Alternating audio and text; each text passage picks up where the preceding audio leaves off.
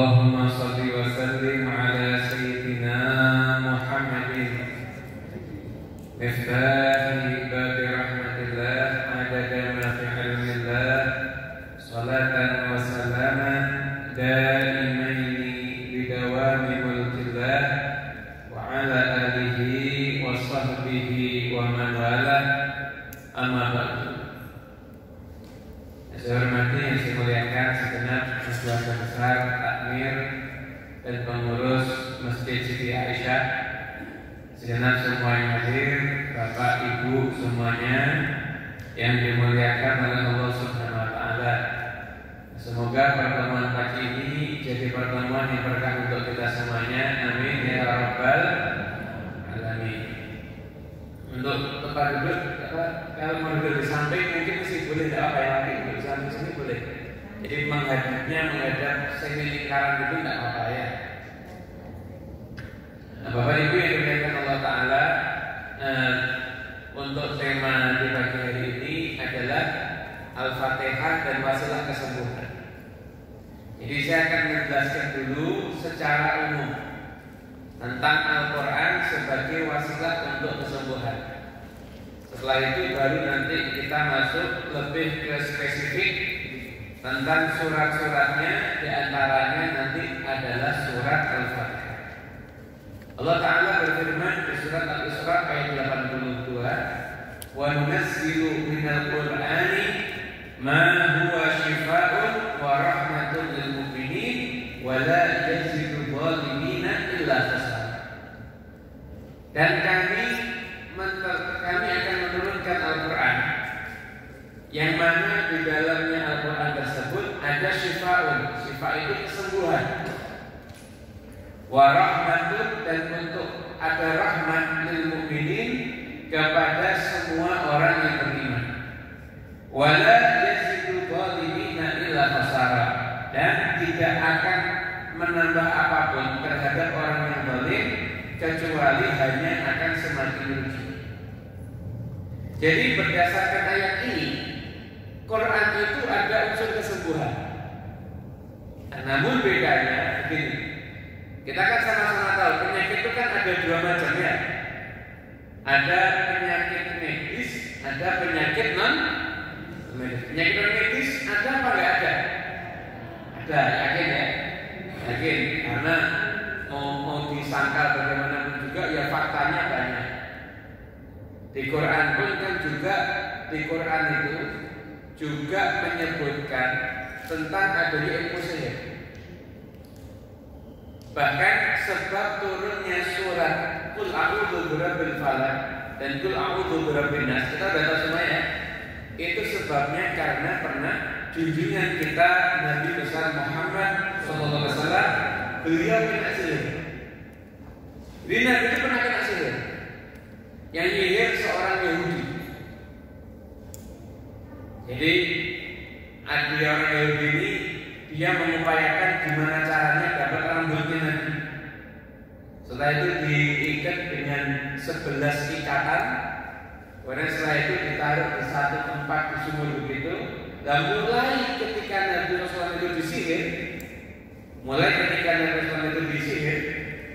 maka di saat itu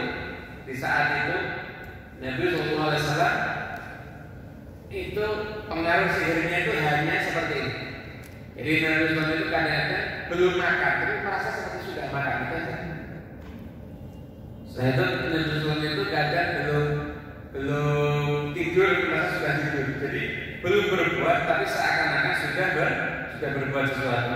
Nah, itu pengaruh sihir yang ketika itu dialami oleh Rasulullah SAW. Nah, Bapak Ibu yang dimuliakan Allah, jadi ya sihir itu ada. Oh, jadi efeknya begitu ya. Itu yang kena Nabi itu. Kalau yang sihir dulu yang kena kita ya wallahu a'lam, sudah wassalam. Yang kena Rasulullah baca itu begitu. Kenapa? Karena Allah itu pasti melindungi Nabi. Wallahu ya'simuka minan nas. Allah itu pasti akan melindungimu daripada kejahatan tangan manusia. Artinya Pak, Nabi itu tidak mungkin sampai dibunuh oleh manusia. Kalau dilukai pasti ya terjadi. Perang Uhud Nabi terluka, pernah Nabi itu juga terluka di Taif, kaki beliau itu sampai berdarah. Tapi kalau sampai membunuh Nabi Muhammad, udah dijamin tidak mungkin Nabi Muhammad SAW itu terbunuh di tangan manusia, itu tidak mungkin. Jadi itu penyakit medis itu ada. Bahkan juga ada penyakit lewat pandangan mata, ain. Pernah dengar ya?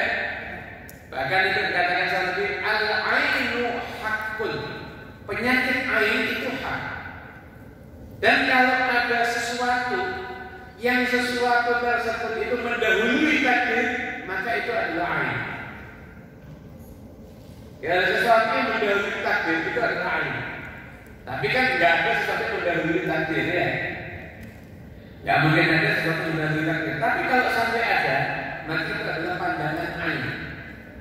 Ain itu adalah pandangan mata yang di situ ada kekuatan Allah Ta'ala yang bisa menyebabkan sesuatu yang terjadi kepada seorang hamba seperti pukulan atau dan sebagainya. Saya kasih contoh ya. Saya kasih contoh cara kerjanya ain. Contoh cara kerjanya ain. Kita ini lagi duduk bareng begini. Umpama kita lagi nonton layar tancap pengajian. Layar tancap sepak bola bukan? Layar tancap pengajian. Mungkin kita mau ngaji Zoom dengan Imam Masjidil Haram, kemudian saya tuh pakai aplikasi Zoom. Itu lagi nonton nih cara belajar ngaji. Tiba-tiba ada teman kita datang, dia jalan. Dia nyenggol kabel. Sampai akhirnya proyektornya jatuh, layarnya itu kemudian mati. Kita lagi asik nonton, kemudian lihat memandang orang yang nggak sengaja menjatuhkan itu, kira-kira pandangannya gimana? Pandangan tajam semua ya, refleks kan? Posisi orang yang ditajam, yang dipandang kita seperti kita cuma dek gitu ya. Nah itu seperti seperti itu. Dikira ada pandangan mata. Di situ ada titipan kekuatan Allah Ta'ala. Pandangan mata tersebut bisa membahayakan. Terus contohnya gimana? Hanya kadang-kadang yang sering terjadi. Anda punya baju baru. Anda setuju sama baju? Masya Allah, ini bajunya tidak pakai Masya Allah, pakai Masya Allah nggak kena air Masya Allah. Wah bajunya keren ini. Ini baju apa? Baju muslimah Dubai yang terbaru. Anda sudah senang-senang begitu, sebelum dipakai disetrika dulu. Begitu disetrika, yang nyetrika lupa. Setrika ditaruh angkat telepon, bajunya gosong. Pernah gitu enggak? Kita senang sama sesuatu, begitu kita tiba-tiba terjadi sesuatu. Pernah enggak? Pernah ya? Nah itu namanya ain. Paling sering terjadi anak kecil bayi. Ibunya lagi senang-senangnya, anaknya dilihat lagi lucu-lucunya, kemudian dibuat status terus. Orang lihat kadang-kadang lupa, nggak ngucap Masya Allah, nggak ngucap salawat, ya Masya Allah, nggak pakai Masya Allah. Lucunya, wah anaknya cakep ya, ngomong begitu, nggak lama dia jatuh dari kasur. Itu namanya ain. Itu namanya ain. Nanti kalau ada sesuatu yang menurut kita itu bagus, ucapkan Masya Allah, ucapkan salawat kepada Nabi Muhammad SAW. Itu ada benteng agar tidak terkena ain. Itu pernah ada salah seorang sahabat Nabi Muhammad itu ketika itu mungkin buka baju, nampak badannya itu tegak. Kebetulan ada yang muji, badannya keren. Maka langsung orang ini hanya diem, cuma lihat ke atas begini. Sampai berlaporan kepada Rasulullah SAW, ternyata kena air. Doakan sama Rasulullah, itu yang mau suruh zikir, kemudian saya itu nggak kena air. Jadi air itu sebabnya dua macam. Ada karena pandangan suka, ada karena pandangan benci. Makanya kita ini harus sering zikir. Air ini nggak ada bentengnya kecuali di harus sering zikir. Kalau ada sesuatu, ya ada ucapkan Masya Allah, ya ucapkan Allahumma sholli ala sayyidina Muhammad wa ala ali sayyidina Muhammad. Kadang-kadang orang kalau sudah puji, dia itu puji dirinya sendiri. Saya itu punya mobil bagus, nggak pakai masalah, nggak pakai sholawat, nggak lama mobilnya serempet. Itu namanya ain, dan dikatakan al-ainu muhaqqun. Bahkan ada satu hadis yang pernah kita baca, Nabi Rasulullah mengatakan paling banyaknya orang mati daripada umatku itu karena ain. Karena ain. Jadi makanya ain itu dialami cuma itu. Ada orang tua usianya 80 tahun ke atas masih seger, masih seger, ingatan lancar, ngomong jelas, fisik kuat. Tiap tahun datang uji, Masya Allah usianya tua masih seger, terus dipuji. Mungkin sekalinya ahli zikir saudara, sekalinya lupa zikir, kena penyakit, jadi lumpuh, jadi lupa. Karena dia juga mengatakan paling banyaknya dari umatku ini meninggal dunia itu sebabnya karena ain. Itu yang menyampaikan Rasulullah SAW, yang menyampaikan hadis ini. Makanya bentengnya ain itu adalah zikir, bentengnya itu adalah salawat kepada Nabi Muhammad SAW. Kalau mau sesuatu ucapkan Masya Allah, gitu ya. Hanya kadang-kadang para ulama itu kalau pengajian kadang-kadang ngejak sholawat. Misalnya mereka mengatakan Sallu ala Nabi Muhammad, maka nanti jawab yang hadir jawab Sallallahu Alaihi.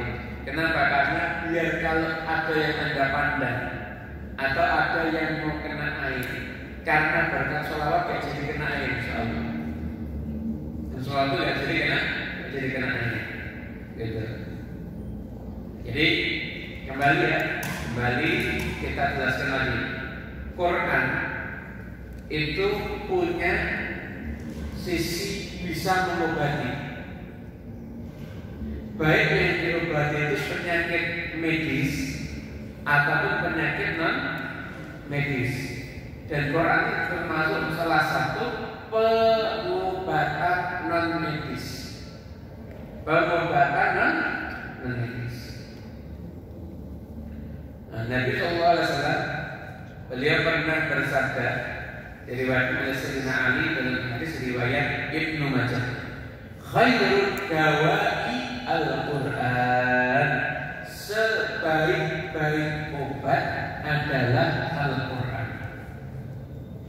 Sebaik-baik obat adalah Al-Quran. Itu sabda Nabi Muhammad SAW.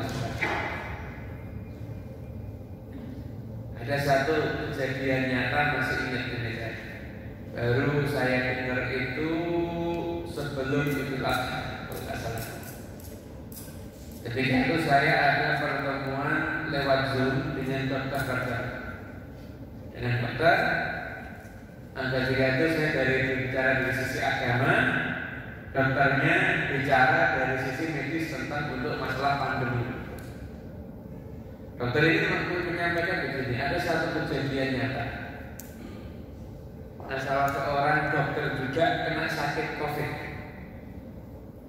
Biasanya kita tuh kalau sakit COVID ini tahunya kalau kondisinya melemah dilihat dari saturasi oksigennya. Dari saturasi oksigen normalnya orang itu berapa? Ini karena COVID jadi paham semuanya ini. Dulu sebelum COVID gak ada seperti itu. Normalnya kan 96, 97, 98 gitu kan? Itu 98, 99 ke atas normalnya kan segitu. Ini ada salah seorang dokter bedah. Karena ujian sakit COVID.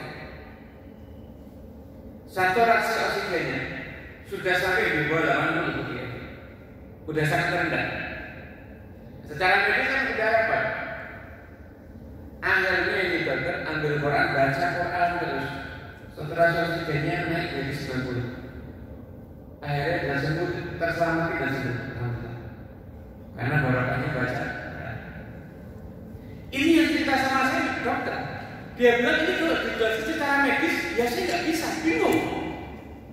Tapi fakta, dia udah saturasi oksigennya 80, udah dokter mengatakan ya kondisi berat. Tapi karena dia baca Quran, maka Allah Ta'ala kasih jalur kesembuhan. Kenapa? Karena yang menurunkan penyakit itu Allah, ya obatnya juga kita minta kepada Allah. Dan termasuk caranya kita minta obat kepada Allah Ta'ala adalah dengan berobat kepada termasuk salah satu cara. Yang bilang terus dokter gak penting, salah juga. Dokter ya penting. Dokter itu ya penting. Malah kalau katanya Imam Syafi'i, ilmu kedokteran itu fardu kifayah. Nabi SAW itu ya juga jadi dokter buat umatnya. Ada yang sakit, Nabi bilang kasih madu. Misalnya Rasulullah, kasih madu lagi. Sakit Rasulullah, kasih madu lagi. Madunya benar, perutnya saudaranya enggak benar. Kasih madu lagi, sembuh. Jadi Nabi itu yang ngasih obat kepada para sahabatnya. Ngasih obat juga. Artinya berobat itu termasuk salah satu ikhtiar untuk mendatangkan kesembuhan itu berobat. Di antara ikhtiar untuk mendatangkan kesembuhan adalah berobat. Namun juga ada berobat secara zahir medis. Namun ada juga kita semuanya ini mencari obat dengan jalur non medis. Dengan cara apa? Dengan cara membaca Al-Quran dan juga ada doa-doa lain yang diajarkan oleh Nabi Muhammad SAW. Gitu. Dari pahami ya? Soal Nabi Muhammad. Nah, berarti sampai di sini kajian kita kesimpulannya satu, penyakit ada non medis dan juga ada penyakit medis ya. Maka semuanya itu insya Allah termasuk salah satu ikhtiar untuk kesembuhan baik penyakit medis dan non medis adalah Al-Quran.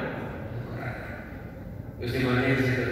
Karena Allah Ta'ala itu mengatakan ketika menurunkan Al-Quran, Quran itu adalah syifaun wa rahmatun lil mu'minin. Dari paham ya? Alhamdulillah.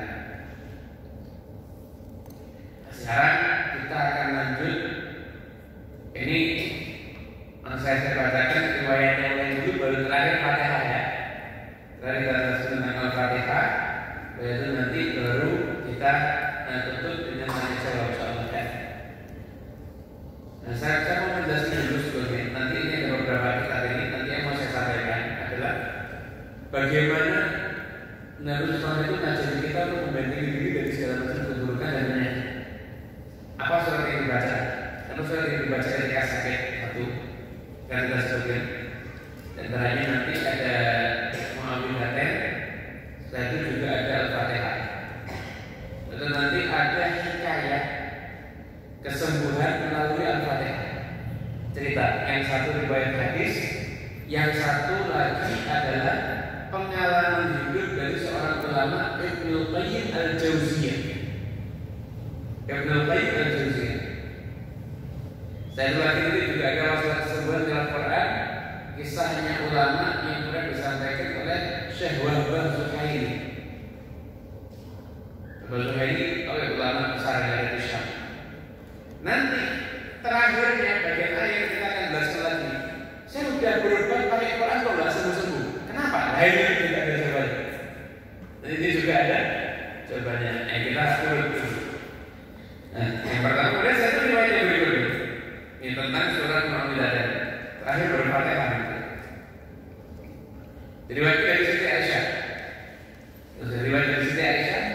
Dan itu selalu sama Nabi. Beliau berarti sangat mengerti kehidupan Nabi Muhammad SAW. Sangat mengerti kehidupan Rasulullah SAW.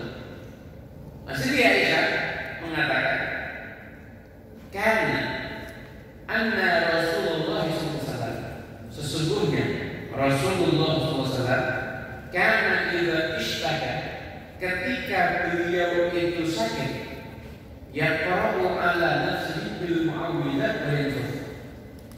Kalau sakit baca mu'awwidhat, itu untuk bergerak untuk berbinas. Ada riwayat yang lagi bersama juga dengan Qul Ahad. Qul lalu berkas, lalu berbinas. Setelah itu ditiupkan, jadi baca itu ditiupkan ke tangannya diusap-usapkan ke yang sakit, itu biasanya yang dilakukan oleh Nabi Muhammad SAW. Falamma istadda waja'uhu kuntu aqra'u alaih. Ketika sakitnya semakin kuat, penyakit semakin parah, maka aku yang baca. Namun aku tiupkan ke tangannya Nabi SAW. Kemudian setelah itu Nabi SAW akhirnya aku usapkan badan beliau, tapi dengan tangan beliau sendiri. Kenapa? Karena saya yakin tangannya Nabi Muhammad SAW itu berkahnya luar biasa. Jadi Nabi SAW itu kalau sakit, dan Nabi SAW itu jarang sakit ya. Nabi itu riwayat sakit itu bisa diludahi Nabi Muhammad.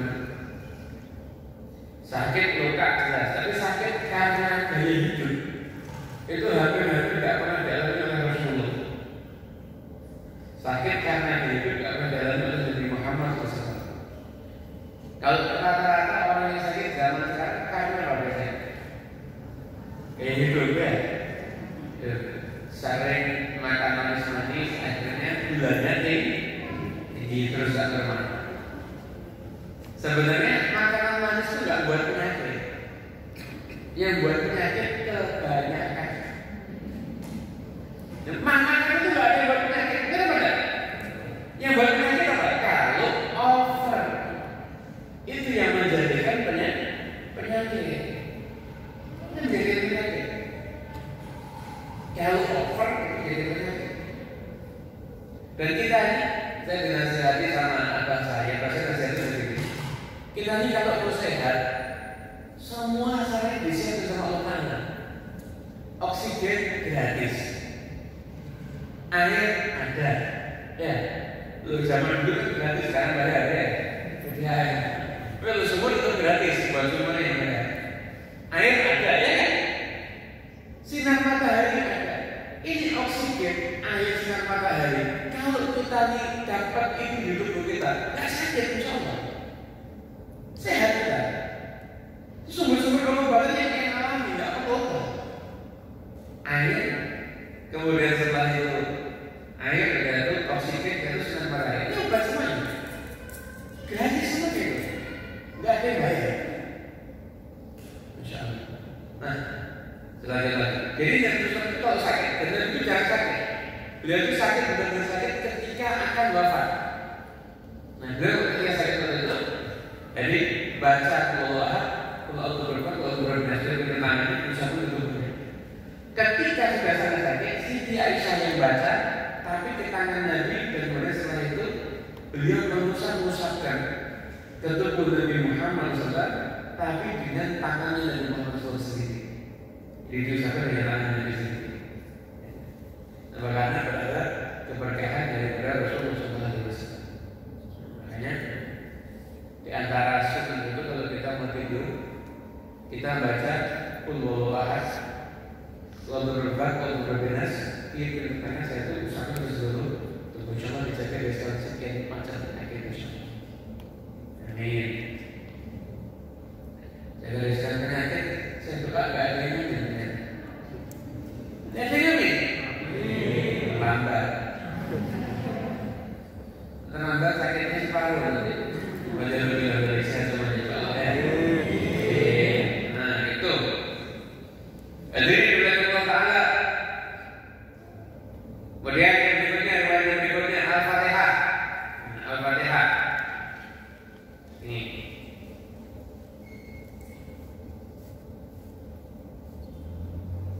Diriwayatkan dari Ibnu Sya'bi.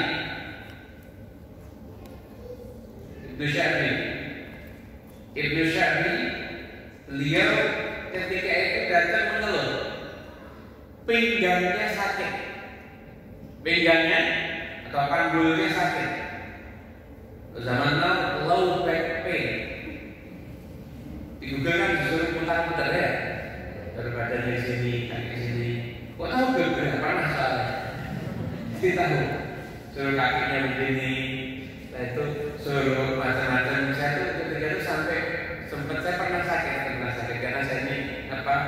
dulu saya sering duduk. Karena dulu pengajian itu rutin tiap hari itu saya berkeluar kota terus. Di mobil duduk, di pesawat duduk, di pengajian juga duduk, jalan gerak, akhirnya punggung sakit. Setelah itu saya sekarang COVID kan jalan-jalan saya rajin olahraga. Nah, karena olahraga cedera punggung lagi, sakit lagi. Akhirnya saya waktu itu sempat manggil fisioterapi. Saya tanya, ini kok sakit gimana? Ya, jadi bapak ini yang sakit, yang habibnya yang sakit, itu ototnya kan ada susunan. Yang sakit itu di ujung ototnya ketutupan di otot yang lain, itu yang sakit. Terus saya terus tanya gimana? Ya gimana caranya ototnya di dalam itu ketarik juga? Dari tadi sedingkak kok ini belum ketarik, kayaknya masih belum. Ternyata ketahuannya apa? Satu posisi yang menarik semua otot yang di punggung. Dan ini penting. Apa posisinya? Rukuk. Kalau jadinya itu rukuk benar. Jadi sampai-sampai kadang-kadang kumat. Jadi kayak saya rukuk itu tidak bisa maksimal. Jadinya itu rukuknya benar. Jadinya tidak sakit juga soalnya. Cuma selama ini kita rukuk kayak senang kok. Untung balik lagi gitu. Mantul kok. Jadi kalau rukuk benar itu semua otot ketarik. Ya kalau semua otot itu ketarik, peredaran darahnya lancar. Kemudian coba kalau harus berdiri jalan kaki jadi rukuk, itu kan seger masih badannya. Kan peredaran darahnya lancar, itu posisinya rukuk. Punggung atas pada posisinya sujud. Terus akhirnya dalam sholat ini orang senang akhirnya. Ternyata sholat artinya apa? Artinya posisi sholat itu bukan sembarangan. Di situ ada ilmu yang luar biasa yang Allah ajarkan kepada kita melalui perantara Nabi Muhammad SAW. Akhirnya lo bukan kemana-mana belajar. Jadi datang satu orang ke Ibn Sirin, pinggangnya sakit.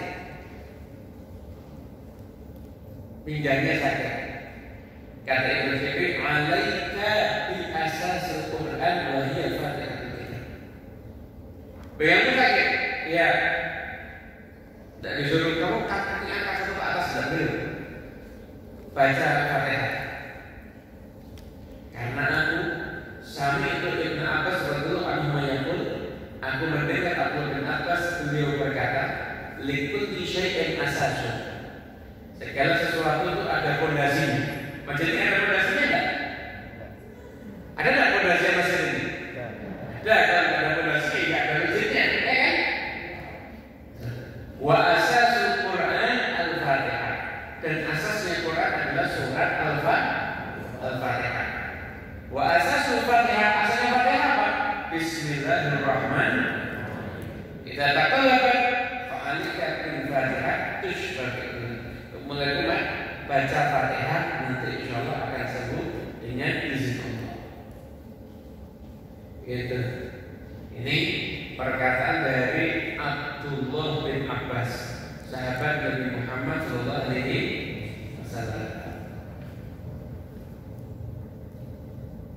Dan juga dari sahabat Jabir.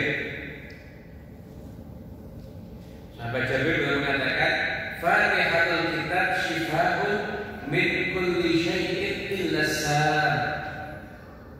Fatihah itu obatnya segala sesuatu kecuali as-salam. As-salam itu apa? Mati.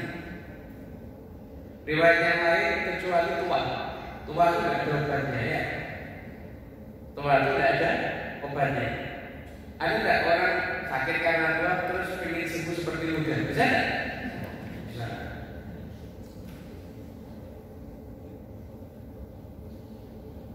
Saya ingat itu ada nasihat ulama, nasihatnya ini unik, tapi saya pikir-pikir benar juga. Ada 3 hal, kalau ketemu 3 nggak ada obatnya. Apa?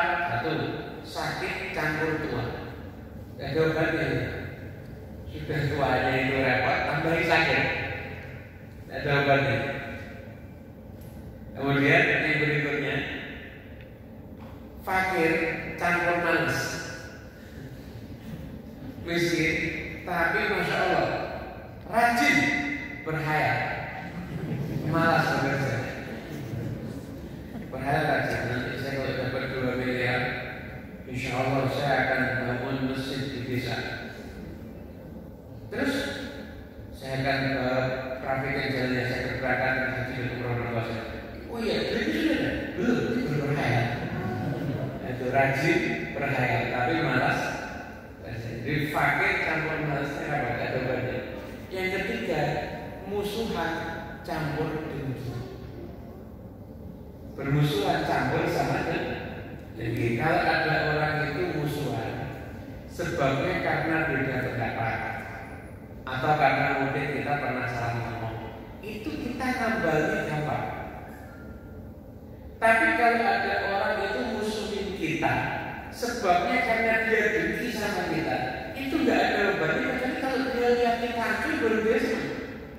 Repot kan? Tiga, kalau ketemu tiga nggak ada obatnya. Sakit campur dua, fakir campur, ketemu malas, musuhan ketemu sama dengki, nggak ada obatnya. Ini nggak ada obatnya.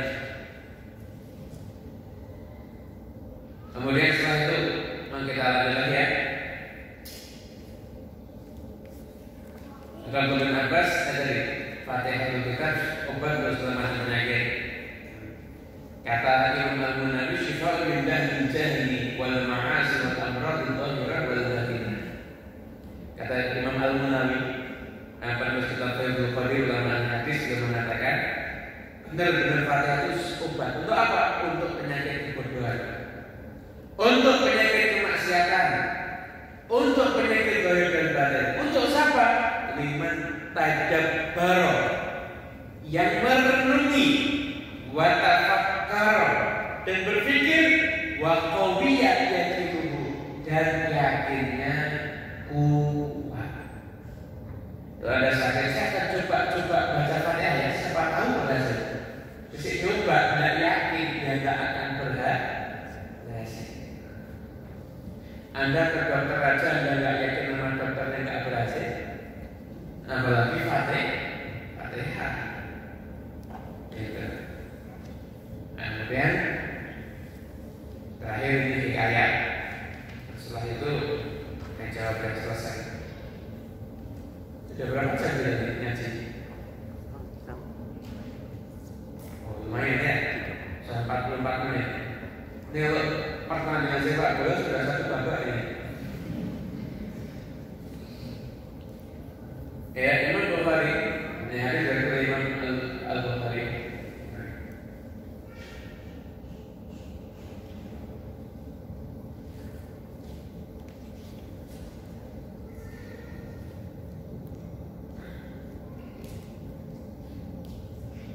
Dari Abu Sa'id Al-Khudri,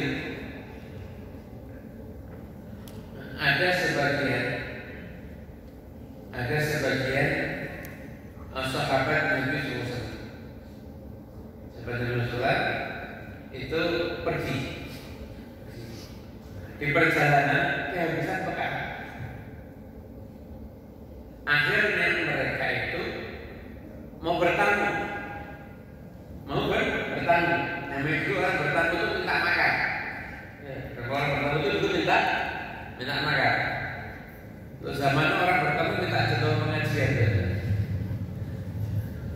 Ini hal yang kita tanya. Dulu tuh orang bertamu itu biasanya minta makan gitu.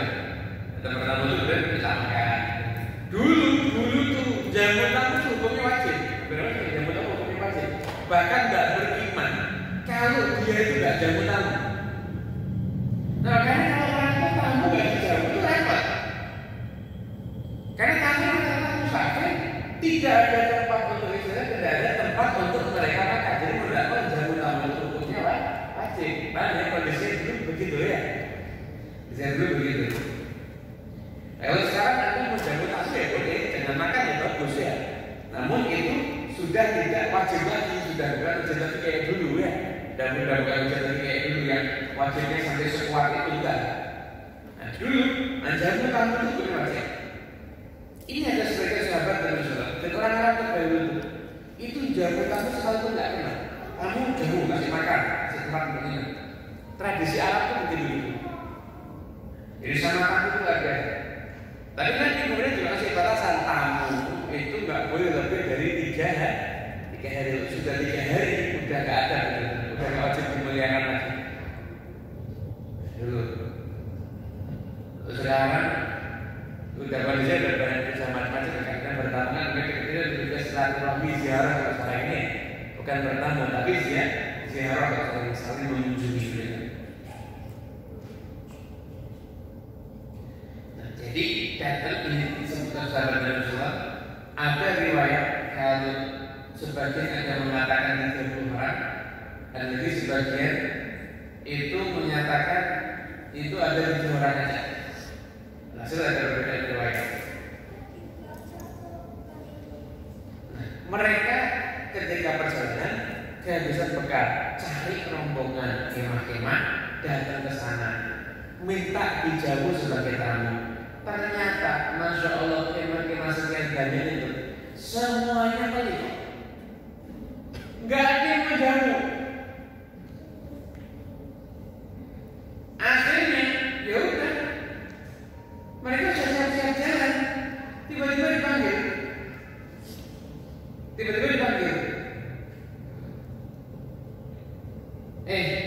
Ada yang bisa ngobati nggak? Ngobati apa? Ini pemimpin kita itu ternyata disengat sama kalajengking. Kalajengking itu kalajengking padang pasir. Kalajengking padang pasir itu kalau nyengat gede-gede. Untuk buat nyengatnya itu luar biasa kalau di padang pasir. Disengat itu langsung tepar. Kecuali Imam Malik itu pernah bacakan hadis yang Rasulullah disengat kalajengking 18 kali enggak bergerak sama sekali, tapi berkeringat dengan sakit, tapi enggak bergerak. Saya bertanya kepada Imam, disengat kalajengking 18 kali kok enggak berhenti? Saya takut memutus hadis Rasulullah untuk urusan kalajengking. Imam Malik seperti itu. Jadi ini kembali ke cerita. Minta dijamu, kan dijamu. Habis riwayat Imam Bukhari dan Imam Muslim dan selain perimpahannya banyak.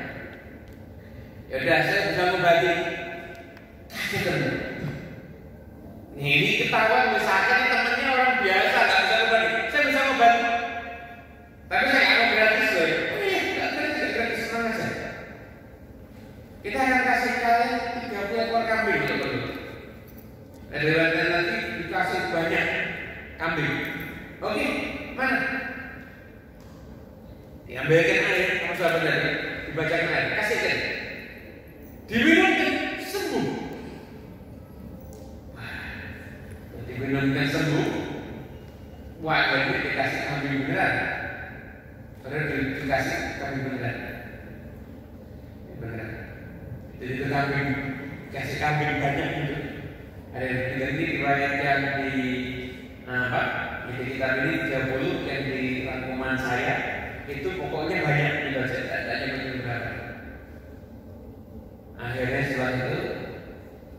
setelah dapat kambingnya jamu makan pasti ya, dapat kambing jamu makan, mereka ini antar masing-masing debat. Gimana nih? Ini kita makan apa enggak? Ini kita nikmati apa enggak? Kita bersih apa enggak? Kan kita kan enggak apa-apain, cuma baca kita dapat segini. Kata yang banyak, ya dimakan, lalu kan kita dikasih. Tapi kan kamu begitu, hasilnya itu. Jadi balik lagi nih sama Rasulullah. Ini untuk apa ini? Kambingnya apa enggak ini? Datang ceritakan lagi. Tapi nanya, kamu bacakan apa? Kata Rasulullah, saya tidak bacakan apa-apa kecuali hanya Fatihah. Nabi ketawa, kamu tahu nggak? Fatihah itu obat. Fatihah itu obat. Kata Rasulullah, ini tahu apa? Nabi khudhu minhu wa dribuni bisahmi ma'akum. Nabi ambil tidak apa-apa, kalau perlu anak kasih bagiannya juga ya. Dari saking halalnya ini. Jadi ini sembuh karena bacaan surat Al-Fatihah. Begitu. Tadi baru ya? Alhamdulillah. Kemudian ini kisahnya Ibnu Qayyim Al-Jauziyah. Ini ada dua riwayat di sini, tapi kurang lebih intinya sama. Beliau mengatakan walau ahsanal abdu at-tadawi bil Fatihati la ra'a laha ta'thiran 'ajiban fi syifa. Beliau memulai kisahnya dengan mengatakan, seandainya ada seorang hamba berusaha mencari kesembuhan dengan surat Al-Fatihah, maka dia akan menyaksikan satu pengaruh, satu hasil yang mengagumkan karena lewat usaha mencari kesembuhan tersebut dalam surat Al-Fatihah. Dan misalkan aku pernah tinggal ada di Mekah. Ketika itu aku kena penyakit la ajidulah tabiban wala mudawin. Aku tidak menemukan, semua dokter tidak ada yang bisa menyembuhkan, yang berusaha mengobati tidak sembuh. Akhirnya aku mengatakan kepada diriku sendiri, wahai diriku, biarkan aku mengobati dengan Al-Fatihah. Maka diobati terus, dia baca Fatihah terus, niatnya untuk kesembuhan.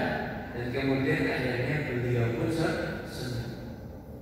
Dan setelah itu saya selalu mengajarkan, setiap orang sakit saya ajarkan untuk membaca surat Al-Fatihah dan hasilnya biasanya langsung. Hanya saja, kenapa kok ada yang sembuh dan ada yang juga nggak sembuh? Kenapa? Satu. Penyebabnya karena satu, karena ketika dia baca surat Al-Fatihah itu dia belum tobat dari dosa-dosanya. Artinya dia masih berbuat dosa, hatinya masih kotor. Karena itulah akhirnya bacaan Fatihahnya tidak bisa mendatangkan sifat.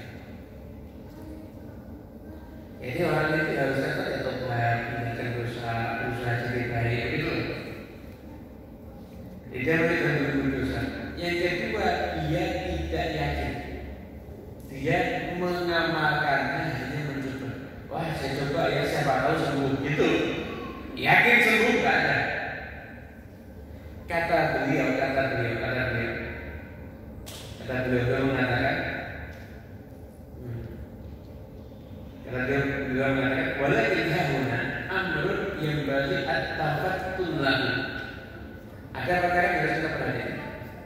Wahwa yaitu annal azkar, semua zikir-zikir, wal ayat, dan semua ayat-ayat, wal ad'iyah, dan semua doa-doa, allati yustashfa biha, yang biasa digunakan untuk perantara kesembuhan, hiya fi nafsiha nafi'atul syafi'ah. Ayat-ayat itu sejatinya memang benar-benar manfaat dan menyembuhkan. Walakin akan tetapi tasdaqi qabulal mahal wa quwwata himmatil fa'il. Tapi perlu tempat yang baca ayat ini juga tempat yang memang bisa menerima ayat. Kemarin hati yang bersih, kemudian semangat yang kuat. Kapan ayat-ayat ini dibaca kok hasilnya beda-beda, ada yang baca dan sebagainya? Itu sebabnya karena pengaruh dari yang membaca, bukan pengaruh daripada ayatnya. Contoh, penutup ini. Contoh gini. Anda ke dokter, sama dokter Anda dikasih obat sakit perut. Anda minum seminggu, Anda dari dokter, saya nggak sembuh. Obatnya salah ini. Dokter, enggak, ini obatnya nggak salah. Saya ngasih obat ini ke orang sembuh kok. Tapi buktinya saya ini nggak sembuh. Rata-rata gitu.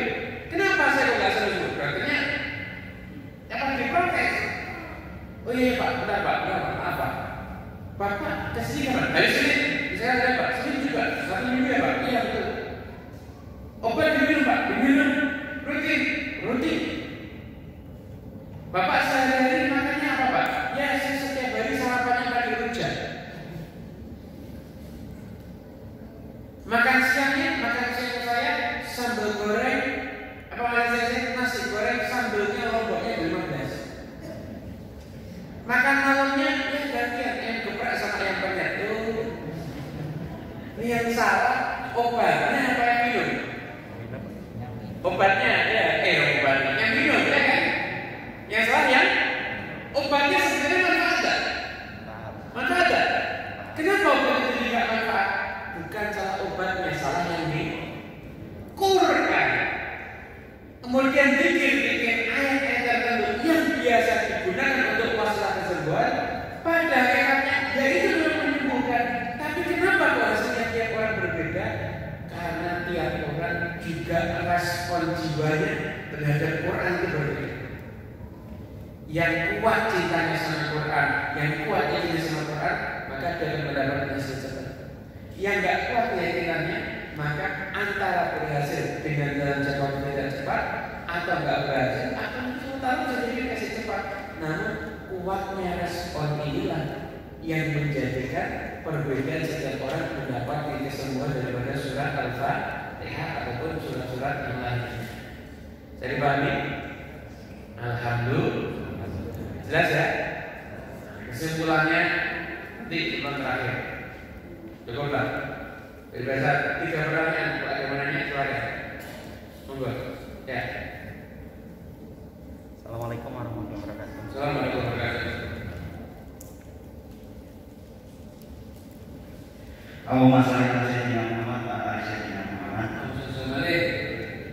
Alhamdulillah saya sudah kesempatan untuk bertanya yang pertama. Ini sebagai belakangan saya terhadap Habib karena tidak pada dasar yang langsung. Kemudian mudah-mudahan Habib kesehatan dan lancar dalam mencari dakwahnya. Yang kedua yang akan saya tanyakan, bagaimana hukumnya seandainya si fulan itu berobat secara medis ke orang yang non muslim, bagaimana hukumnya diperbolehkan atau tidak? Mungkin itu yang saya tanyakan. Assalamualaikum warahmatullahi wabarakatuh. Assalamualaikum warahmatullahi wabarakatuh.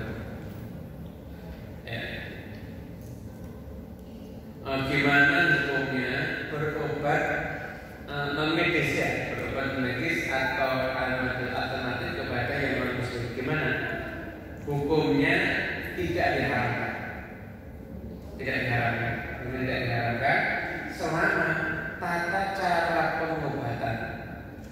Tata cara pengobatannya tidak melanggar syariat. Tidak melanggar syariat.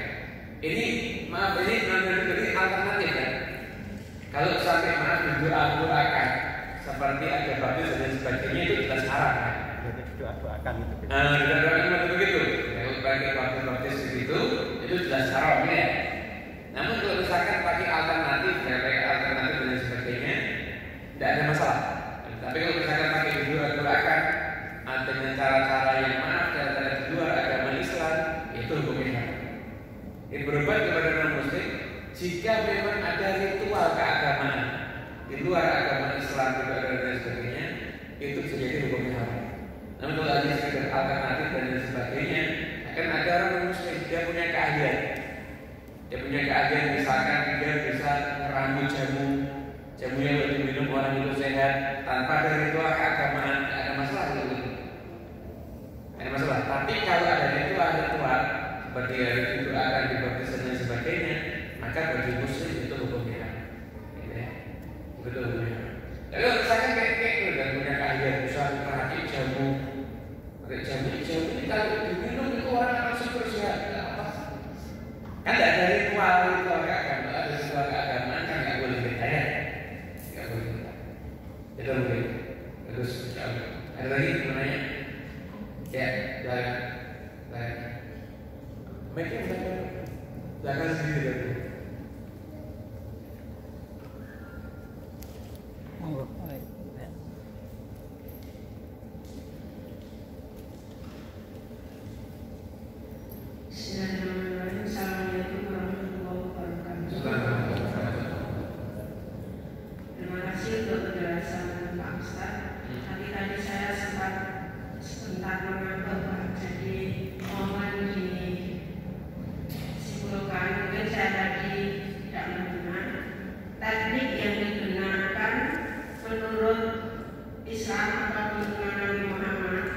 tentang menggunakan Al-Fatihah sebagai obat untuk penyembuhan. Yang saya tahu masyarakat itu ada orang dengan air segelas kemudian dibaca Al-Fatihah kemudian ditiup-tiup 3 kali, apakah semacam itu atau yang diusap-usap? Terima kasih. Assalamualaikum warahmatullahi wabarakatuh. Jadi teknik pengobatan dari Al-Fatihah berdasarkan riwayat. Memang kalau yang tadi riwayat sahabat Rasulullah yang menyembuhkan orang sakit tadi itu dibacakan di air, Namun tadi Rasulullah juga ketika mengobati dirinya dengan sakit itu ketika dia mengobati tadi itu beliau dengan mengusap-usapkan. Artinya dua-dua cara ini bisa dipakai. Dibacakan ke air diminum bisa, atau dengan diusapkan ke bagian yang sakit dibacakan surat Al-Fatihah pun juga bisa. Jadi sama-sama bisanya, lewat air ataupun entah lewat diusap dan lain sebagainya. Itu sama-sama itu tadi pengobatan dari surat Al-Fatihah seperti itu. Mungkin ada sedikit tambahan dari kelupaan. Ada salah satu redaksi di kitab yang kita baca tadi. Tapi saya lupa nama kitabnya, Tapi insya Allah bagus. Jadi kalau kita ini ingin mencari masalah kesembuhan dalam surat Al-Fatihah, mari kita baca Al-Fatihahnya. Fokus hadirkan hati niat minta kesembuhannya ketika dibaca iya karena sekarang. Iya karena sekarang. Itu di situ fokusnya. Karena saya hanya kepadamu kami mohon pertolongan. Di bagian itu dihadirkan benar. Kita mau minta kesembuhan kepada Allah Ta'ala. Iya kan saya di bagian ini. Ini bukan cuma baca Al-Fatihah, maaf.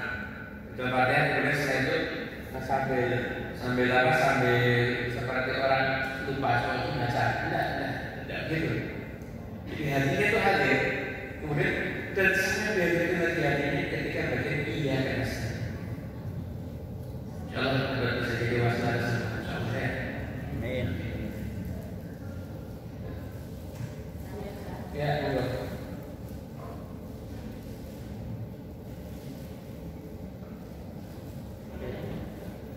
Kalau pakai ini, biar yang lain juga.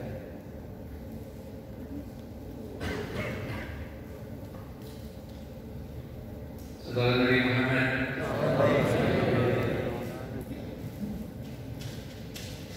Bismillahirrahmanirrahim.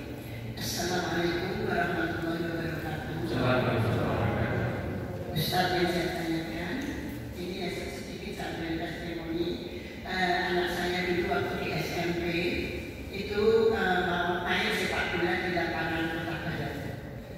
Saat itu mungkin jangan anak-anak, mungkin sepeda langsung dipakai terus belajar terus sepak bola. Pulang dari situ di rumah itu dia kakinya kaku sekali seperti robot itu dan saya bilang anak ini kebetulan masih kakinya masih kotor sekali terus dia duduk habis itu dia kesakitan. Saya terus mikir tadinya tidak begitu ini sekali tapi saya sudah dewasa saya ingat ini bandara di Kota Barat itu apa tidak satu sarana. Terus saya bawa ke ibu-ibu yang biasa pijat. Di situ dikatakan bahwa anak ini kesambet apa itu. Terus saya pulang itu baru dipijat sudah jadi tapi berangkatnya sebetulnya berangkat mau berangkat itu waktu di SMP ya. Kemudian setelah saya tahu kakaknya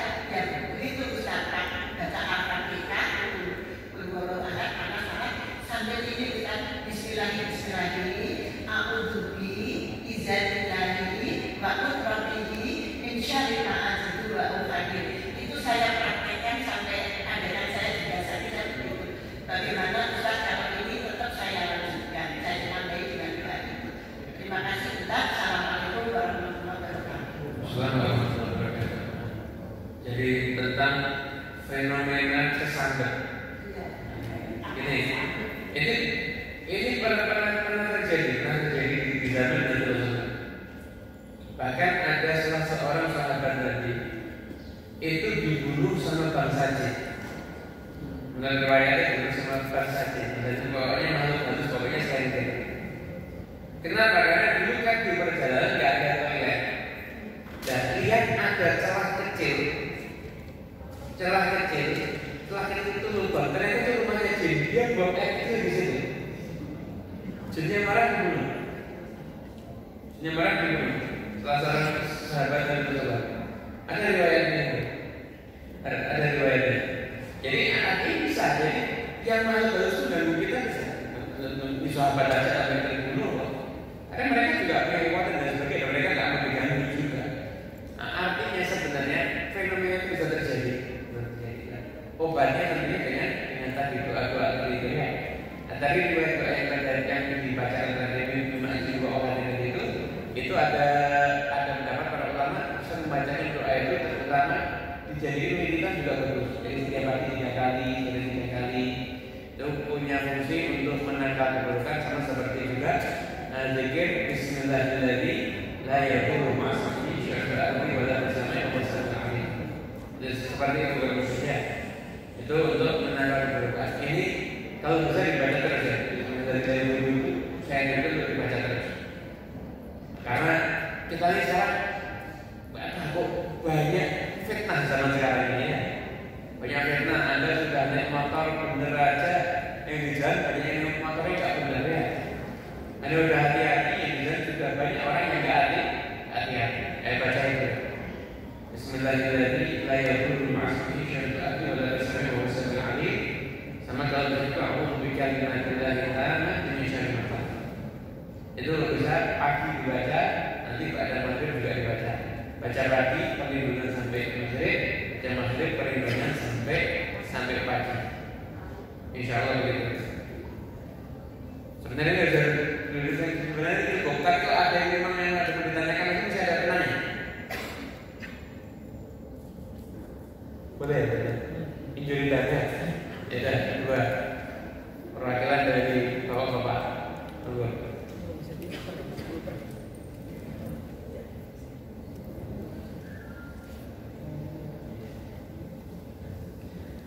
Assalamualaikum warahmatullahi wabarakatuh. Waalaikumsalam warahmatullahi wabarakatuh. Allahumma shalli ala sayyidina Muhammad wa ala ali sayyidina Muhammad. Allahumma shalli wa sallim alaihi. Hal yang ingin saya tanyakan adalah tadi saya mungkin dari kajiannya ada pengobatan medis dan non medis, kemudian juga ada penyakit medis dan penyakit non medis. Artinya yang ingin saya tanyakan adalah bagaimana sikap kita terhadap atau bagaimana cara kita menghindari penyakit non medis. Let's say seperti ini. Apalagi orang Indonesia itu kebanyakan percaya dengan hal-hal yang bersifat goib. Nah, maksud saya adalah sebagai muslim yang baik, apakah harus menyarankan seseorang yang bertanya tentang hal itu, oh kamu jangan percaya hal itu, atau oh harus percaya ini dan apa ini, coba datang ke si Anu, coba datang ke siapa? Maksud saya adalah bagaimana sikap kita untuk menambah yakin bahwa sebenarnya apa adalah obat yang baik sekali itu. Terima kasih. Bismillahirrahmanirrahim. Bagus pertanyaannya. Jadi gini, sakit itu kan ada yang medis, ada yang non medis. Jadi itu kita sepakati, karena memang ada riwayat-riwayatnya berdasarkan Al-Quran dan hadis Nabi Muhammad SAW. Kemudian setelah itu ada yang harus dipahami juga karena memang masyarakat kita ini senang sama yang baik-baik dan sebagainya. Semua yang non-medis yang kita percaya itu yang punya sumber rujukan, punya fondasi, kayak angin atau seperti riwayat di buku sama kan ada jin dan sebagainya. Tapi kalau semua keburukan yang sifatnya gaib, yang nggak punya sumber yang jelas, itu kita nggak percaya. Contoh biasanya kalau kasih anak muda itu hiking, ada batu, jangan duduk di sini. Duduk di sini nanti akan terjadi terkena musibah. Itu kita nggak percaya kalau itu. Ada apa duduk kok terkena musibah? Nah, karena nggak diakomodir ini dengan ilmu syariat. Jadi semua yang gaib, yang diakomodir dengan ilmu syariat kita akan percaya. Tapi kalau nggak diakomodir dengan ilmu syariat, ya kita nggak percaya. Misalkan dilarang parkir di tempat ini karena mesinnya tidak bisa mogok. Atau kalau lewatnya harus klakson 3 kali, nah itu kita nggak percaya. Kan sering kan itu, nanti klakson 3 kali, kan ini kadang pas cuma klakson aja, tapi ada klakson. Ya itu dalam politik kita nggak percaya. Tapi kalau yang misalkan ada yang dikawal sama pemahaman, dikawal sama Quran dan hadis, kita akan percaya. Ini misalkan ain, ini misalkan sihir, contohnya misalkan tadi tidak boleh ganggu makhluk yang lainnya, itu kita percaya ya. Tuh, di situ perbedaan kita dengan masyarakat secara umumnya yang memang senang dengan yang lain. Kemudian poin yang kedua, gimana kalau misalkan kemudian konsultasi ke orang pintar dan lain sebagainya,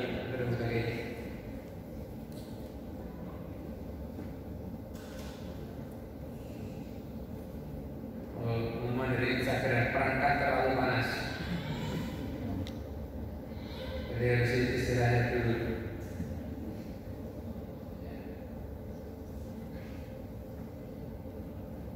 Ternyata HP itu juga bisa protes dari manusia. Ini ajaran. Gimana dari lupa kira-kira Instagram? Tapi ini tidak panas ya. Berarti HP-nya mahal. Tentunya bagaimana alat, saya lanjut lagi. Nah, jadi itu tempatnya Pak Jokowi juga tidak panas-panas juga ya. Jadi jadi kalau kita orang pintar gimana? Kita orang pintar, apakah kita berbahasa diri atau boleh orang pintar? Tidak ada masalah. Kita ke tempat orang soleh minta doa atau orang yang kalau dikasih kali seperti itu tidak ada masalah. Terus kadang ada orang itu yakinnya kurang kuat. Tapi mungkin ketika dia didoakan orang lain yang yakinnya lebih kuat, insya Allah dia akan lebih ngefek. Itu juga ada masalah. Tapi kita tetap sama-sama orang yang kita datangi itu di dalam pengobatannya tidak melanggar syariat. Tidak melanggar syariat. Tidak melanggar syariat. Karena kan memang ada orang yang doanya itu mandi. Dia jaga makan, tidak pernah makan yang subhan. Apalagi yang kalau yang subhan itu tidak pernah. Saya punya guru. Guru saya ini orang Malang, ajarnya di Pasuruan. Itu tidak pernah makan semua buatan yang bukan rumahnya. Jadi kalau sampai keluar, dia buat makan di kota, kayak anak kecil. Buat makan di kota kecil. Tidak pernah jajan, tidak pernah jajan.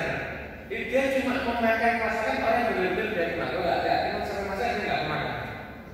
Ada seperti itu. Orang kayak itu doa ya mandi. Kita kan masya Allah, kepala aja lihat yang pemikiran makan dulu baru tanya halal apa enggak. Baik, dan ini penting. Banyak di mall kita yang nggak halal itu banyak. Dan ada gini ya, bukan alasannya. Di satu warung, satu kafe, dia makan halal, roti bakar kan halal. Tapi ternyata dia juga ada bahan tertentu yang pakai ram yang ada haram, tapi dimasaknya kadang-kadang sama, jadi nggak boleh ya. Jadi artinya kalau kita mau masuk ke satu warung, tanya itu halal atau tidak. Saya baru pergi ke hotel Rantel waktu Solo, datang ke sana, masakannya enak-enak. Terus saya tanya itu, panggil pegawainya Muslim, Pak, Mas, halal enggak? Dengan Muslim saya Muslim, halal enggak? Kalau enggak halal, ngomong aja. Saya cuma enggak makan, saya enggak akan isyarat kemana-mana. Tapi saya minta halal apa enggak? Halal enggak? Halal Pak, enggak pakai ram, enggak pakai alkohol, enggak. Yang kalau lihat tadi di tempat lain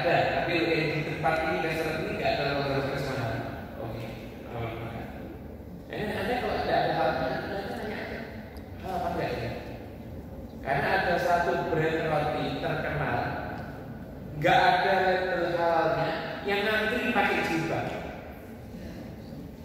Bahkan dengan saya pengajian pulangnya dikasih roti itu juga pernah. Nggak ada halalnya itu. Makanya hati-hati ya. Jadi nama brandnya tak boleh disebut, melanggar pada etik nanti ya. Oke, yang belakang ini benar-benar terakhir.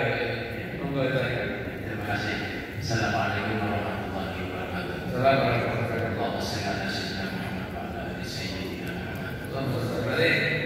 Pertanyaannya tentu saja pada masyarakat kita itu tadi yang sudah dikatakan Habib itu surat Al-Quran sebagai obat. Kemudian di masyarakat terutama di pedesaan kadang ada beberapa masyarakat yang belum lancar membaca Al-Quran. Nah di situ masyarakat itu meminta obat tetapi dituliskan di sebelah kertas. Kemudian kertas itu bisa dibakar kemudian diberi kopi atau kertas itu dicelupkan kemudian diminum airnya. Itu secara syariat pribadi. Itu yang pertama. Kemudian yang kedua, pada saat ini fenomena di desa juga ketika anak kecil di bawah balita itu kan kadang ada yang sering nangis. Nah kemudian ada dukun bayi yang biasanya kalau saya kecil itu dikasih suuk, artinya tulisan-tulisan Arab itu kemudian dikalungkan di lehernya biar tidak nangis itu. Nah padahal kadang si anak kecil itu kan sering kadang ke kamar mandi padahal di situ ada tulisan Arab. Itu bagaimana? Assalamualaikum warahmatullahi wabarakatuh. Untuk yang pertama tadi, jadi kertas isi Al-Quran dibakar dan akhirnya dipakai buat minum kopi. Saya tidak pernah tahu bukan dari SPA ada. Tapi saya juga tidak berani menghubungi lebih lanjut. Artinya saya pribadi tidak tahu. Yang pertama, yang kedua, saya kalau ada benar-benar saja juga saya tidak menganjurkan. Saya tidak menganjurkan. Kenapa? Akan lebih bagus kalau dia belajar baca ayatnya aja. Daripada baca ayatnya kemudian diminum. Akan lebih bagus kalau dia belajar baca ayatnya daripada akhirnya takut-takut nanti kalau sakit satu Al-Quran dibakar sampai diminum semuanya. Buat makan sehari-hari kan repot nanti. Jadi saya tidak mengatakan jadi kalau Al-Quran dibakarnya untuk menyelamatkan itu boleh. Tapi ada musafir rusak, dibaca nggak bisa, dibuang haram. Cara menyelamatkannya gimana? Bakar, itu tidak apa. Tapi kalau dibakar untuk seperti ini, wallahu a'lam. Yang jelas, hati-hatilah, hati-hati. Dan saya tetap menganjurkan kalau bisa ya jangan. Bisa ya jangan ya. Bisa ya jangan. Itu karena takutnya ada bagian sudah ada kebaca Qurannya ya. Itu kan menurut penilaian saya. Tapi saya tidak bilang haram. Saya tidak bilang tapi saya tidak menganjurkan gitu ya. Itu bahasa Jawa dari kami. Kemudian yang satu yang kedua, berarti harus disuruh ya. Bayi bisa dikasih air Quran. Nulis jimat gimana? Nah, di antara hikmah. Kenapa Bismillahirrahmanirrahim itu tidak murni Quran?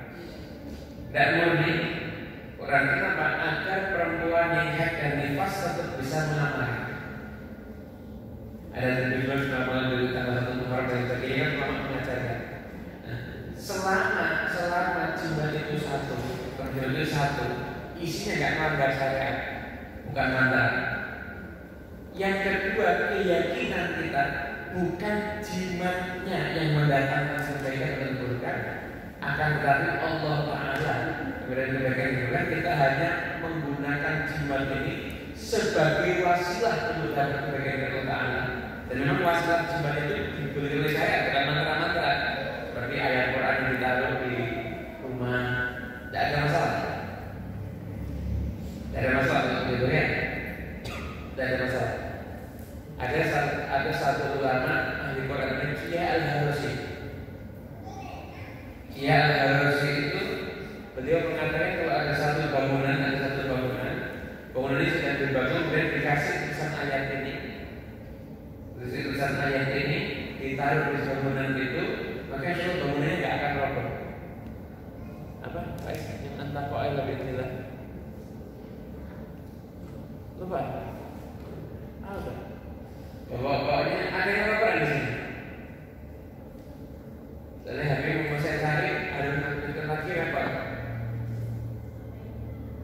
Coba cek yang antara kok ayat itu.